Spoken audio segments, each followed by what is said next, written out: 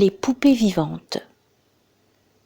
Depuis que nous avions quitté la cantera, tout était différent. Le quartier de Babelouette pour commencer, ses habitants, ses enfants, rien ne m'échappait. Tout me paraissait nouveau. Les odeurs, les bruits et je ne sais quelle manière de vivre. Les choses n'avaient pas la même tonalité.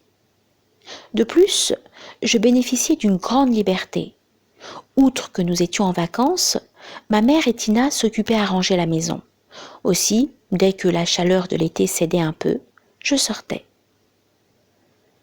Le spectacle de la rue aiguisait d'autant plus ma curiosité que j'avais remarqué un étrange manège.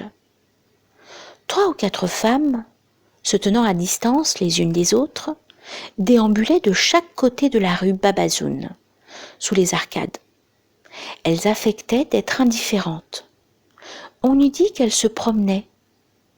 Mais à peine avaient-elles atteint le fond des arcades qu'elles revenaient sur leurs pas, avant de s'en retourner. Je les regardais de tous mes yeux.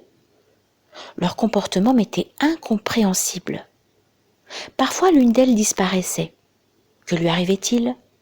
Était-elle fatiguée ? Faisait-elle une visite ? Je me perdais de conjectures. Elle revenait au bout d'un moment. D'un hochement de tête, elle semblait marquer sa satisfaction auprès des autres. Leur démarche était la même.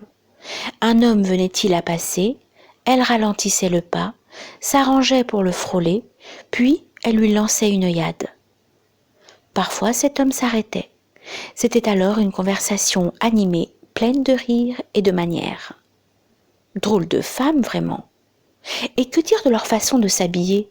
Elles portaient des corsages très décolletés, des jupes si courtes qu'elles laissaient voir leurs genoux. Agrémentées de volants, de rubans, ces robes étaient de broderie ou de dentelle au ton clair, bleu ciel, rose ou jaune paille. Quant à leurs cheveux, c'était tout un architecte toral. Bouclés, frisottés, ils étaient relevés sur le haut de la tête et maintenus par de grands peignes brillants. Ce n'était pas tout. Il fallait voir comment elles se poudraient de blanc et de rose. Avec leurs yeux cernés de noir, leurs lèvres peintes en rouge, tressautant sur leurs talons hauts, jouant négligemment avec un sac à main, elles ressemblaient à des poupées, de grandes poupées vivantes. Adossées à un mur, cachées dans une encoignure de porte, je ne pouvais m'empêcher de les regarder. Ces femmes me fascinaient, à proportion que leur manège me restait incompréhensible.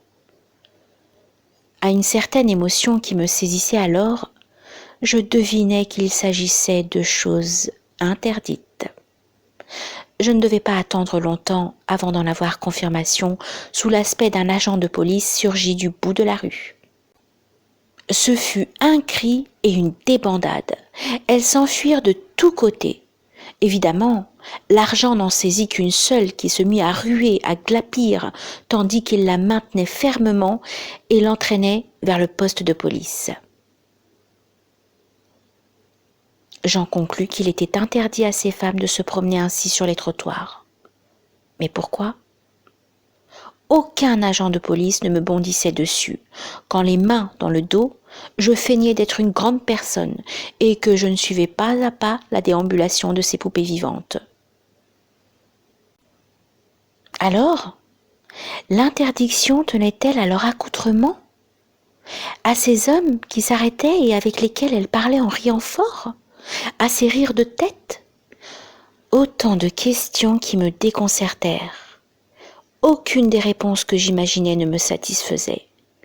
Pour la première fois, mon désir de savoir cessait d'être une simple curiosité pour devenir un besoin, plus encore, une volonté de connaissance.